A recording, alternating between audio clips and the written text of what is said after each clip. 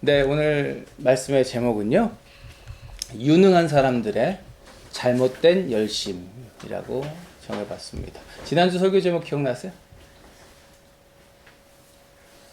죽이려는 자들과 살리시는 손길, 네, 살리시는 분 맞습니다. 이제 지난주에 우리가 말씀 살펴본 것처럼 사도 바울은 암살의 위협을 벗어나서 총독의 관저에 와 있는 상태예요. 그걸 기억하면서 오늘 24장 말씀 함께 나눴으면 좋겠습니다. 우리가 어른들을 통해서 살면서 이런 이야기를 듣곤 합니다. 살면서 인생에서 한 번도 안 가면 좋을 곳들이 있다. 이런 얘기 들어보셨습니까? 인생 살면서 한 번도 가지 않으면 좋을 곳들. 병원, 그리고 경찰서, 그리고 법원. 네, 이렇게 됩니다. 교도소 뭐 얘기하시고 뭐 여러 가지 말씀하셨는데 연관된 이야기입니다. 저는 아직 경찰서나 법원에는 가본 경험이 없어요. 물론 제가 서류를 떼기 위해서 경찰서에 이렇게 가거나 뭐 절차 때문에 경찰서에 방문한 적은 있지만 제가 뭔가에 연루돼 가지고 형사를 만나거나 조사를 받거나 하러 경찰서에 갔던 일은 없는 거죠. 어떤 문제가 생겨서 법원에 제가 들른 일은 없다는 얘기예요. 뭐 이유는 당연합니다. 법원, 병원, 경찰서, 법원에 가지 말아야 한다는 이유는 간단하겠죠? 범죄와 연루되는 일이 없어야 되고 아프지 않아야 되고 그래서 송사에 얽혀서 누군가 고발하거나 고발을 당하거나 이런 일이 없어야 우리 삶이 평안하다는 이야기일 겁니다.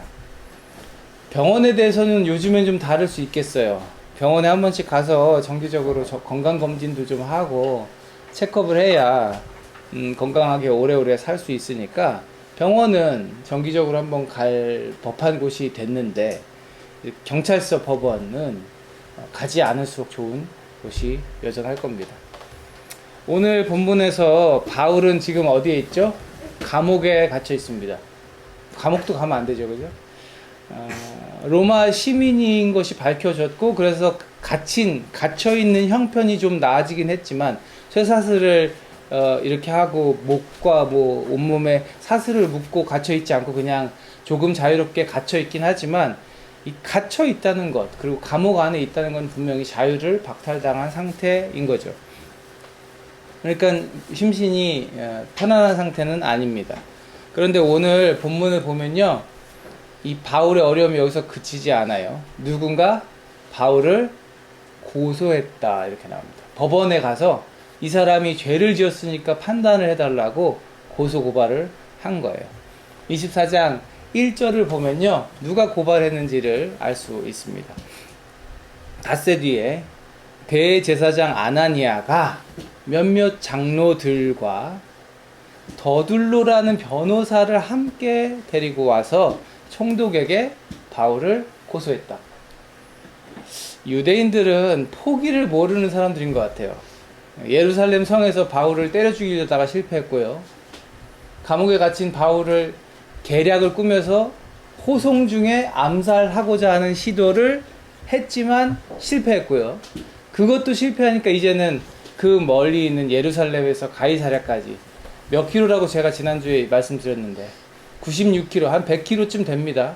그러니까 4일을 걸어야 하고 뭐 낙타를 타도 이틀은 꼬박 와야 하는 그 거리를 지금 때려 와서 거기다가 그냥 온 게 아니라 누굴 데려왔대요?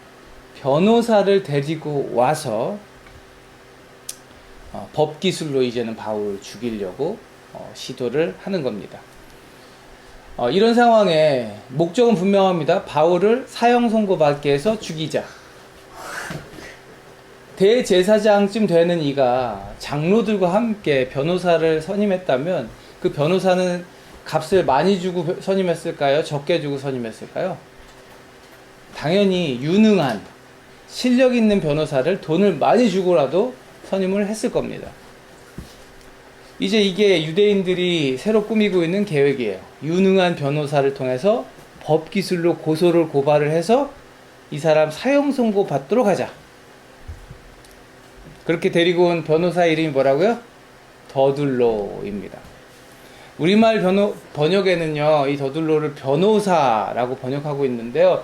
이 단어가 사실은 뭐 웅변가라는 말도 돼요. 그러니까 변호사, 웅변가, 이 공통점이 뭐예요? 말을 잘하는 사람. 예. 말솜씨가 뛰어난 사람을 많은 돈을 주고 데려왔을 것이다. 알 수 있죠.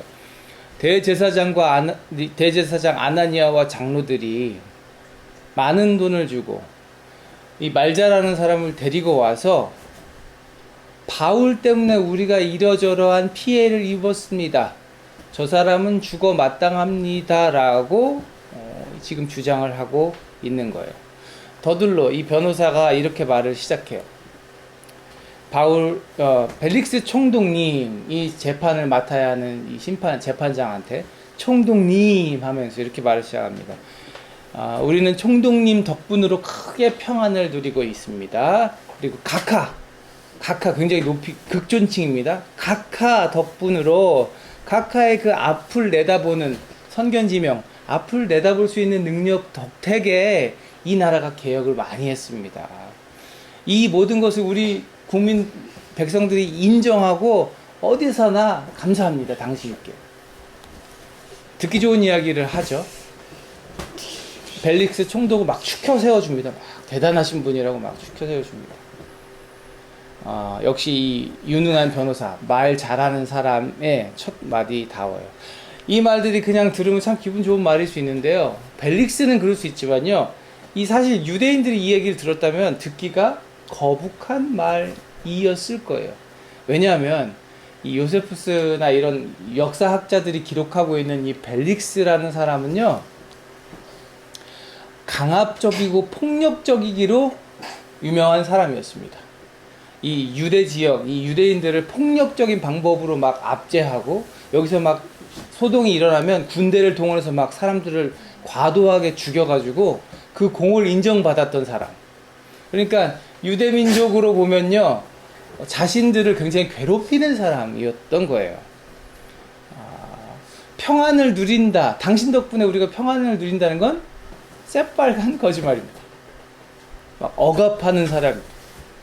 그리고 이 벨릭스는 돈을 좋아하는, 나중에 우리가 24정 후반부에 보면 그런 관련된 얘기가 나오는데, 이 사람 돈을 되게 좋아했던 사람이에요. 그래서 매관매직, 그러니까 벼슬을, 자기 밑에 자리를 돈 주고 팔고 사고 했던 사람, 뒷돈 좋아했던 사람, 뇌물 좋아했던 사람이, 이 유대인들 그러면 율법 지키는 것을 목숨처럼 아는 사람들, 경건한 삶을 추구하는 사람들인데 과연 그들의 존경을 받는 사람이었을까를 생각하면 절대 아니라는 걸 우리가 알 수 있죠. 근데 그 사람들이 그를 인정한다고요? 감사한다고요? 이거는 새빨간 거짓말입니다.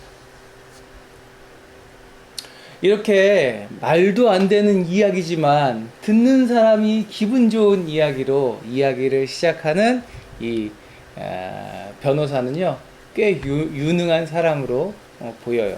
이제 바울을 고소하는 이유를 이야기하기 시작하죠. 이 바울이라고 하는 자는요, 연병 같은 자요, 소란을 일으키는 자요, 나사렛 도당의 우두머리입니다. 이렇게 말해요. 그가 성전을 더럽히려고 했기 때문에 우리가 그를 붙잡아 왔습니다. 혐의가 크게 세 가지죠. 첫 번째, 이 자는 연병 같은 자요. 연병이 뭐예요? 이 전염병. 걸리면 이 건강에 치명적인 전염병을 연병이라고 합니다. 바울을 두고 전염병 같은 사람이라고 말해요. 왜? 전염력이 강한 사람이니까. 만나면 바울 얘기 들으면 아멘 하고 예수를 믿게 되니까 이 자는 이 전염병 같은 사람이에요. 그리고 그 사람한테 선동당하면 그 사람 얘기를 믿게 되면 어떻게 돼요? 돌이킬 수 없어요. 이제 예수를 믿게 되면 이제는 그 사람은 예수님을 주님으로 고백하게 되니까. 그만큼 치명적인 사람이다. 연병 같은 자다. 민족, 자신의 민족을 병들게 하는 전염병 같은 자다. 이렇게 얘기하는 거예요. 두 번째, 온 세계에 있는 모든 유대인에게 소란을 일으키는 자다. 온 세계, 바울이 예루살렘뿐만 아니라 로마가 통치하는 많은 지역, 우리 오랫동안 살펴봐 왔잖아요. 바울이 전도 여행 1차, 2차, 3차 하는 거. 그렇게 아시아, 마케도니아, 그리스 이쪽 지역을 막 넘나들면서 전도 여행했던 글을 보고 어디나 다니면서 소란을 일으키는 자다 이렇게 말합니다. 왜? 그 지역은 로마가 통치하는 지역들이었고 로마의 다스림을 받는 지역을 다니면서 엉뚱한 거 가르쳐서 사람들을 분란을 일으키는 사람이라 이렇게 얘기하는 거죠. 로마의 통치에 방해가 되는 사람입니다. 이게 중요해요. 아니 율법적으로 맞다 틀리다는 제사장이 판단할 몫이지만 정치적으로 이 사람이 반란을 획책하는 위험한 불순한 사람이다가 인정되면 그것은 로마에 의해서 사형 선고를 받을 수 있는 죄이기 때문에 그래요. 그리고 나사렛 도당의 우두머리입니다. 우두머리가 뭐예요? 두목을 말합니다. 어떤 집단의 두목. 여러분이 알고 있는 것 같이 나사렛 도당, 나사렛의 출신으로서 사람들이 추종하는 사람이 누구예요? 나사렛이 고향이신 분, 예수님이잖아요. 이 나사렛 도당 하면은 예수님을 따르는 사람들을 말해요. 이 예수님을 따르는 사람들의 우두머리입니다. 이렇게 말하는 거죠. 가장 높은 자를 뜻합니다. 많은 지역을 다니면서 사람들을 만나고 그들과 교제하면서 뭔가를 막 가르치고 이 나사렛 도당을 만들어내는 이 사람은 범죄자입니다 라고 말하는 거예요. 이 사람이 심지어는 우리 회당을 더럽히려고 했기 때문에 우리가 잡아왔습니다. 바울의 혐의는 이런 거죠. 정치범이니까 이 사람은 죽어 마땅합니다. 유능한 변호사가 아주 듣기에 좋은 말로 총독을 현혹하고 그에게 그럴듯한 혐의로 바울을 고소하고 있는 거죠. 사랑하는 여러분, 세상은요 유능한 사람들을 좋아합니다. 그렇잖아요. 여러분, 유능한 사람들이 좋죠. 어떤 일을 하는데 능력 있는 사람하고 같이 하고 싶지 능력 없는 사람하고 같이 하는 거 쉽지 않잖아요. 하물며 학교 과제를 해도 좀 실력 있는 애들하고 같이 조가 돼야지, 팀이 돼야지. 막 탱자탱자 노는 애들하고 팀이 되면요 아주 괴로운 일이잖아요. 세상은요 유능한 사람을 좋아합니다. 주어진 일을 잘 해내는 사람, 기대 이상의 성과를 나타내는 사람, 그리고 믿고 맡길 수 있는 사람을 당연히 좋아해요. 사랑하는 여러분, 저는 여러분 모두가 그런 사람들, 각 분야에서 그런 사람들, 유능한 사람들 되기를 축복해요. 네, 그런 사람 되시길 바래요. 각자의 분야에서 유능한 사람들 되세요. 근데 유능한 사람 그냥 됩니까? 그렇지 않죠. 유능한 사람이 되려면 열심히 노력해야 돼요. 물론 기본적으로 좋은 머리를 타고난 사람들은 또 그 나름의 그 머리로 성공하는 케이스들 우리가 보지만 머리가 좋다고 다 유능해지는 건 또 아닌 거예요. 저는 기본적으로 우리 모두를 하나님께서 이 땅에 보내실 때는 저마다의 목적을 가지고 계시다고 믿습니다. 믿으시죠? 우리는 각자 고유한 목적을 가지고 이 땅에 왔어요. 그래서 하나님께서 각양의 기질들을 주셨고 또 각양의 달란트를 주셨고 그것들을 통해서 이 땅에서 하나님께서 이루시기를 원하는 일이 분명히 있는 거죠. 그렇게 하나님 안에서 하나님이 나에게 이런 걸 원하시는구나 라고 하는 그 뜻을 발견하면서 그 뜻을 막 이루어 나가면요, 저는 저와 여러분 모두가 하나님 안에서 유능한 사람들이 될 수 있다고 믿습니다. 꼭 그런 사람들 되시길 바래요. 그렇게 하나님 안에서 유능한 사람들 되셔야 돼요. 그런데 오늘 본문 기록된 사람들 한번 봅시다. 유능한 변호사 더둘로, 대제사장 아나니아라고 하는 사람, 그리고 몇몇 장로들. 장로가 누구예요? 백성의 지도자들입니다. 백성들 안에서 유능하다 일컬어지는 사람들, 자타가 공인하는 능력 있는 사람들이 분명해요. 그죠? 이 사람들이요, 지금 자신들의 유익을 위해서 그 유능함을 마음껏 활용하고 있어요. 전혀 존경받을 만하지 않은 총독한테, 카카 덕분에 우리가 잘 먹고 잘 살고 있습니다. 막 이렇게 아첨을 하고 존경한다 그러면서 결코 평화롭지 않은 세상을 당신 덕분에 태평성대가 됐습니다라고 막 말해요. 사람들이 미워하는 그 사람에게 당신은 선견자와 같습니다. 막 이렇게 말해요. 당신이 탁월한 사람이고 우린 당신에게 고맙다. 이렇게 거짓말을 막 합니다. 이 거짓말과 아첨을 아주 자신의 유능한 그 말에 담아서 잘 사용하고 있어요. 더 나아가서는 이 말들로 뭐 하려는 거예요? 무죄한 한 사람을 어떻게 하고 싶은 거예요? 죄 있는 사람으로 만들어서 사형 선고를 받게 하고 싶다. 탁월한 언변과 이 자신의 신분을 사용해서 거짓과 사실을 막 뒤섞어 가지고 그게 막 사실인 것처럼 막 이야기하고 있어요. 이 사실이 받아들여지면 바울은 무슨 죄가 될까요? 사형죄가 됩니다. 자신을 고용한 사람들을 위해서, 그잖아요. 변호사가 여기 왜 왔겠어요? 돈 받았으니까 왔겠지.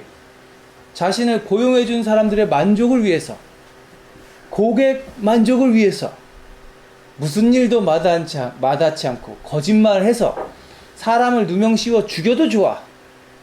나의 유능함이 인정받고 그 유능함으로 돈을 벌 수 있다면 나는 무슨 일이든 하겠어요. 네. 그 결과가 어때요? 이 더들로의 말을 사람들이 좋아했을까요? 싫어했을까요? 9절 보면 그러자 유대 사람들도 이에 합사하여 모두 사실이라고 주장하라. 이 변호사 말이 듣기 좋아. 좋아. 나이스. 저 말 맞아요. 하고 그 말에 동의를 합니다. 사랑하는 여러분 유능한 사람 되기를 원하십니까? 네. 능력 있는 사람 되기를 원하십니까? 네, 원하셔야 돼요. 그런데 그 다음 질문이 중요해요. 여러분은 그 유능함을, 여러분은 그 능력을 누구를 위해 쓰기 원하십니까? 누구의 만족을 위해 그 능력을, 유능함을 사용하기 원하십니까? 성경은 말씀합니다. 믿음직한 심부름꾼은 그를 보낸 주인에게는 무더운 추수 때의 시원한 냉수와 같아서 그 주인의 마음을 시원하게 해준다. 여러분, 땡볕에 열심히 추수하던 사람이 너무 더울 때 지금 그에게 가장 절실한 건 뭐예요? 시원한 냉수 한 그릇이잖아요. 냉수를 쫙 마셨을 때 뭐라고 말할까요? 시원하다 하면서 웃지 않겠어요? 유능한 심부름꾼, 믿음직한 심부름꾼은 주인에게 그런 존재라는 거예요. 가장 절묘한 타이밍에 그의 마음을 시원케 해주는 냉수와 같다. 저는요, 여러분들이 믿음직한 심부름꾼 되기를 주님의 이름으로 축복합니다. 그러나 여기서 중요한 것은요, 누구의 심부름꾼이 될 것인가예요. 그의 주인이 누구인가입니다. 제가 아까 말씀드렸잖아요. 우리 모두는 세상으로 보내심을 받은 사람들입니다. 분명한 목적을 가지고 이 땅에 보내진 사람들입니다.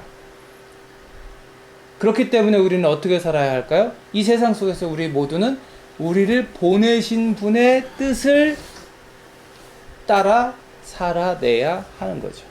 신실한 종으로 그 우리를 보내신 분의 마음을 시원케 해드리는 냉수와 같은 삶을 살아야 하는 겁니다. 어떻게 사는 게 그렇게 사는 걸까요? 주님이 말씀하시죠. 누가 신실하고 슬기로운 종이겠느냐? 주인이 그에게 자기 집 하인들을 통솔하게 하고 제때의 양식을 내주라고 맡겼으면 그는 어떻게 해야 하겠느냐? 답이 앞에 있어요. 뒤에 없고. 신실한 종은 무엇과 무엇을 갖춘 사람이에요? 신실함과 슬기로움을 가지고 있는 종인 거죠. 믿음직한 종은 저런 사람입니다. 신실하기만 해도 안 되고요. 슬기롭기만 해도 안 돼요. 슬기로우면서 신실한 사람이야말로 믿음직한 종이 될 수 있다. 세상 가운데 능력 있는 사람이 되기 위해 우리에게 필요한 것입니다. 하나님의 신실한 종이 되기 위해 우리에게 필요한 것입니다. 신실하고 슬기로운 종이 되시기를 주님의 이름으로 축복합니다. 변호사 이 더둘로는 유능했어요. 자신을 고용한 사람들을 만족시킬 만한 일을 했어요. 재판장을 만족시키는 말을 합니다. 그러나 그는 몰랐죠. 총독 벨릭스보다 더 높은 사람이 있다는 거. 총독 벨리스보다도 더 높은 곳에서 온 우주를 다스리시는 하나님의 섭리가 있다는 걸 그는 몰랐습니다. 그 하나님의 섭리 안에서 이 더둘로의 유능한 거짓말도 벨릭스 총독의 자리도 다 부질없다는 걸 그는 모르고 있었던 거예요. 유죄 판결 받게 되나요? 우리가 앞으로 살펴보게 되겠지만 여기서 유죄 판결 나지 않습니다. 더둘로는 바울을 두고 연병이라고 그랬지만요. 연병은 병규는 사람을 죽이는 거잖아요. 연병이라고 했지만 바울이 전파했던 복음은 뭐예요? 영혼을 살리는 것이었어요. 더둘로는 바울이 소란을 일으킨다고 했지만 바울이 곳곳에 세웠던 교회 공동체는요. 어떤 공동체예요? 하나님과 이웃을 사랑하는 평화 공동체였습니다. 더둘로는 바울 두고 나사렛 도당의 우두머리라고 했지만 실상 바울은 뭐라고 고백해요?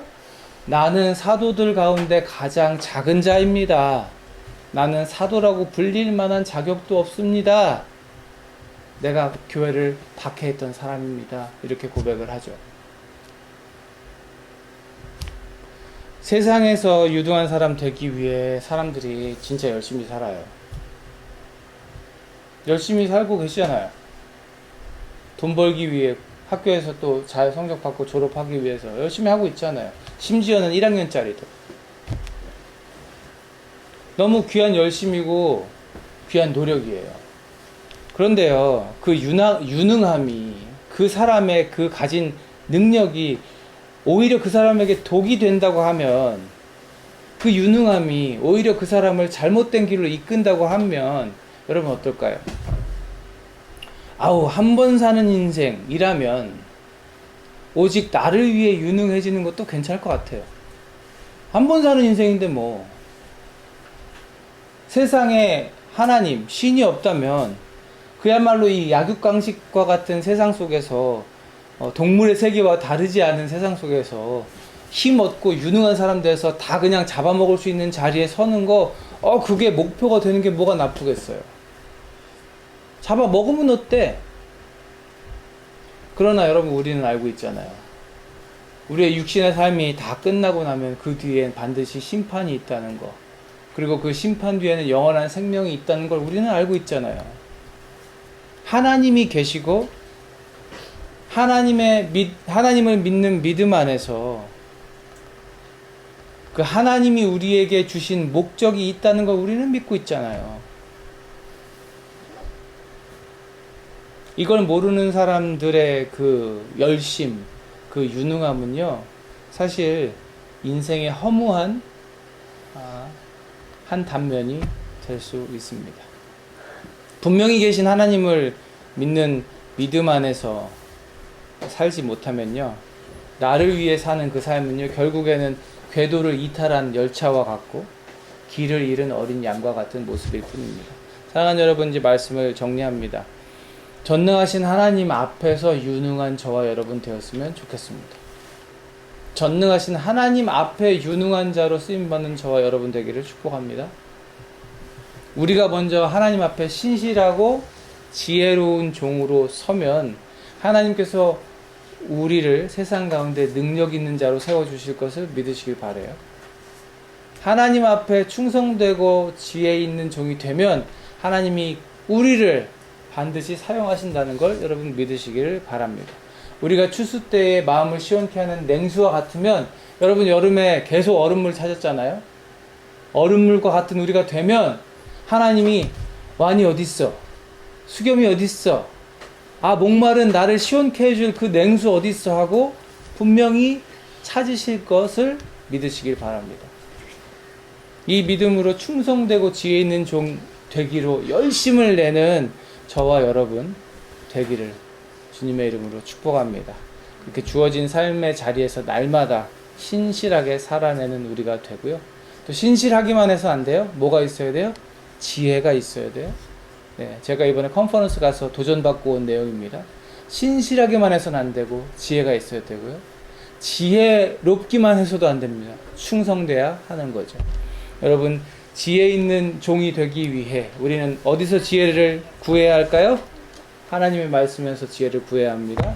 묵상하고 기도하기에 힘쓰며 주의 음성을 듣는 우리들 되어야 합니다. 바울이 권면하죠.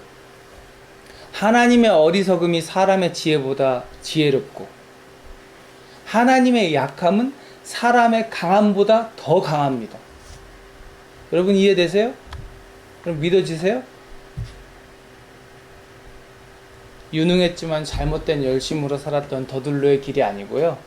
하나님의 약함조차도 사람의 강함보다 더 강함을 믿으면서 하나님의 나라를 위해서 열심을 냈던 그 바울의 길이 저와 여러분의 길 되기를 주님의 이름으로 축복합니다. 네, 기도하겠습니다. 하나님 감사합니다. 유능했지만 잘못된 열심을 냈던 사람들의 모습 속에서 우리가 이 땅을 어떻게 살아야 하는지 다시금 깨닫고 다시금 도전받습니다. 하나님, 우리의 약함을 들어 강하게 하시는 하나님을 신뢰합니다. 지혜롭고 또 충성된 종 되기를 간절히 원하오니 성령께서 우리를 도와주시고 그런 종 되었을 때 귀히 사용하실 주님을 기대하오니 하나님 우리의 삶 가운데 역사하시고 우리가 하나님 나라를 위해서 귀하게 사용되는 주의 백성들 다 되게 하여 주옵소서. 말씀으로 기도로 예배로 지혜를 얻는 우리들 되게 하시고 예수님 닮아 날마다 신실한 우리들 되게 하여 주옵소서. 이제는 우리 구주 예수 그리스도의 은혜와 아버지 하나님의 무한하신 사랑하심과 성령님의 내주 감화 감동 교통하심이 하나님을 향한 열심으로 이 땅을 지혜 있게 살아가며 열심을 다해 충성되게 살아 능력을 얻음으로 그 능력을 하나님 나라 위에 사용하겠노라 결단하고 다짐하는 주의 사랑하는 백성들 위에 저들의 삶과 학업의 현장과 직장과 가정 위에 이제로부터 영원토록 함께 하시옵기를 간절히 축원하옵나이다. 아멘.